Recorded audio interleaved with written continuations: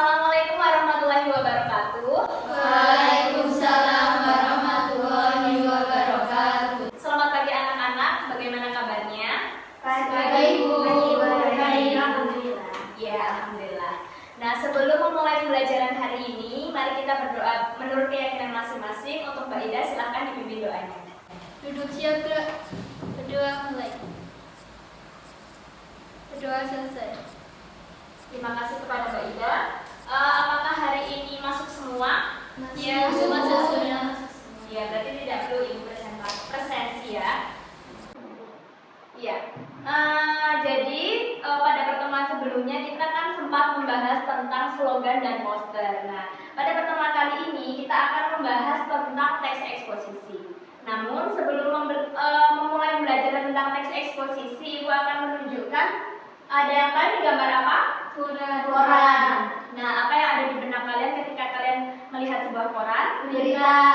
Iya, betul sekali. Nah, jadi koran itu merupakan sebuah bagian dari teks eksposisi, bahwa sebuah koran itu kan berisi sebuah informasi. Nah, informasi itu bahwa sebuah koran itu bersifat informatif, di mana kita dengan membaca koran akan mendapatkan sebuah informasi.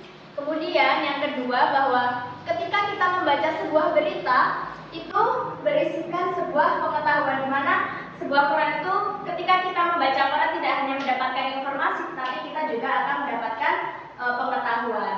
Kemudian yang ketiga, bahwa koran itu bersifat fakta. Nah, sama halnya dengan teks eksposisi, bahwa teks eksposisi itu memiliki 3 bagian seperti koran ya. Lalu kesimpulannya, ada yang tahu apa itu teks eksposisi? Berdasarkan tadi yang sudah Ibu jelaskan, Saya, Bu. Teks Ya. yang menjelaskan tentang suatu kejadian atau proses kejadian. iya betul ya. Jadi teks eksposisi itu merupakan teks yang menjelaskan sebuah kejadian, yaitu yang memberikan informasi kepada halayak umum ya. Nah, jadi lebih tepatnya bahwa teks eksposisi adalah teks atau paragraf yang berisi penjelasan mengenai suatu topik yang bertujuan untuk memaparkan, menjelaskan, memberikan serta menerangkan suatu informasi kepada pembaca secara objektif, singkat, jelas, dan juga padat. Nah, unsur-unsur dari teks eksposisi sendiri itu memiliki 2 unsur, yaitu yang pertama ada gagasan. Gagasan sendiri yaitu disebut sebagai ide atau pendapat. Biasanya isinya berupa pernyataan yang berisi komentar, penilaian, saran, dorongan, dan juga bujukan. Yang kedua ada fakta. Nah, fakta sendiri itu adalah sebuah keadaan atau peristiwa yang merupakan kenyataan sesuatu yang benar-benar terjadi. Fungsinya itu untuk memperkuat gagasan sehingga diharapkan lebih meyakinkan para halayak. Sampai di sini ada yang belum paham? Paham. Ya, jika paham, Ibu lanjut ya. Nah, ini dia merupakan pola-pola dari sebuah teks eksposisi. Yang pertama ada pola umum khusus, yang kedua ada pola khusus umum, yang ketiga ada pola ilustrasi, dan yang keempat ada pola perbandingan. Untuk penjelasannya ini ya. Jadi pola umum khusus itu biasa disebut juga sebagai deduktif, yaitu merupakan pola paragraf yang memposisikan gagasan utama di awal paragraf yang kemudian diikuti oleh gagasan penjelasan. Contohnya seperti ini ya. Untuk yang bagian ibu tebelkan itu merupakan gagasan utamanya. Nah, contohnya seperti pencemaran udara dari pabrik baja itu tidak hanya terjadi pada tahun ini. Sejak beberapa tahun yang lalu, pencemaran itu sudah meresahkan masyarakat. Kalian bisa baca sendiri ya. Ya. Kemudian yang kedua ada pola khusus umum atau biasa disebut sebagai induktif. Nah, ini kebalikan dari pola umum khusus, di mana gagasan penjelas itu berada di awal kalimat. Nah, dan yang ketiga itu ada pola ilustrasi, di mana pola ilustrasi itu menjelaskan sebuah gagasan yang terlalu umum sehingga membutuhkan sebuah ilustrasi atau contoh yang konkret. Contohnya seperti ini, bisa dibaca dulu ya. Ibu. Baik. Nah, yang terakhir ada pola perbandingan. Pola perbandingan itu merupakan pola yang dikembangkan dengan menggunakan dua sudut pandang perbandingan secara berpasangan seperti unsur kesamaan, perbedaan, kelebihan atau kekurangan. Contohnya, penyebaran virus Omicron pada tahun 2022 lebih rendah dibandingkan dengan COVID-19 pada tahun 2020. Jadi, untuk melihat kejelasannya itu ada tulisan dibandingkan ya kalau pola perbandingan itu. Nah, sampai sini ada yang ingin ditanyakan? Tidak ada.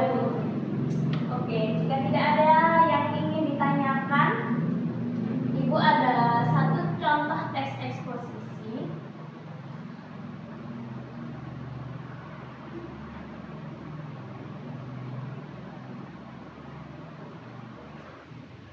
Nah, dari contoh teks eksposisi ini, setelah kalian membaca, nah kalian silahkan menentukan gagasan dan faktanya. Jika kalian merasa kebingungan, boleh dicatat terlebih dahulu ya materi yang tadi.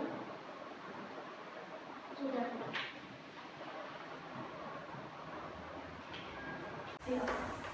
Nah, untuk mengerjakan soal ini, Ibu beri waktu berapa menit cukupnya?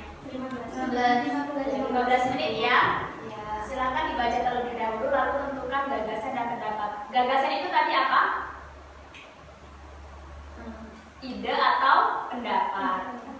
Nah, sedangkan fakta itu ya berisikan fakta ya. Kalian bisa tahu fakta itu biasanya berisi sebuah angka seperti itu ya.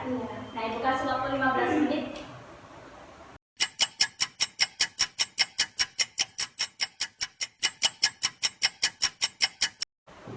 Sudah? Sudah, Bu. Ya, siapa yang mau membacakan teks ini? Bergantian saja, Bu. Mau bergantian saja ya, boleh dari Mbak Ida terlebih dahulu. Judulnya Peningkatan Minat Baca dan Pemberantasan Buta Aksara.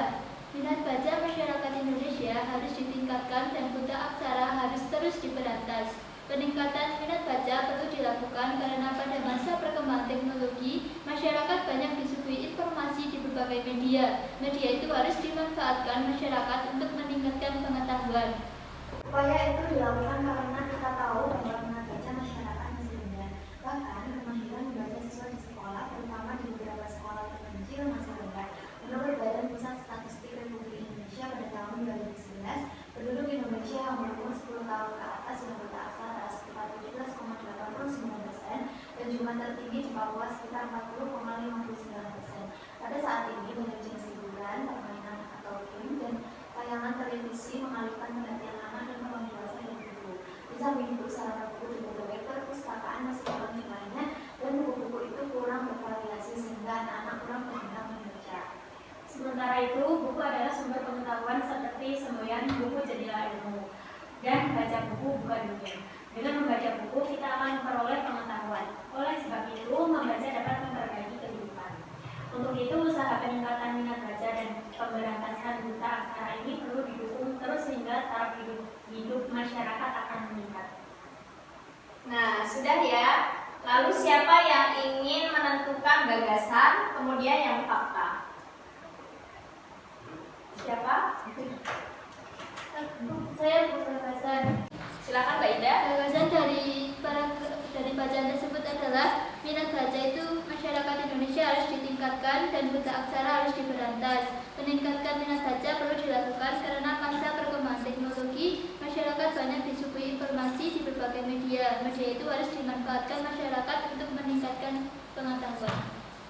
Yang fakta mau siapa? Saya, Bu. Oh ya, Mbak Nanda silakan. Faktanya yaitu pada di beberapa sekolah terpencil masih rendah menurut Badan Pusat Statistika Republik Indonesia pada tahun 2011, penduduk Indonesia yang berumur 10 tahun ke atas yang buta aksara sekitar 17,89% dan jumlah tertinggi di Papua sekitar 40,59%. Iya, terima kasih kepada Mbak Ida dan juga Mbak Nanda.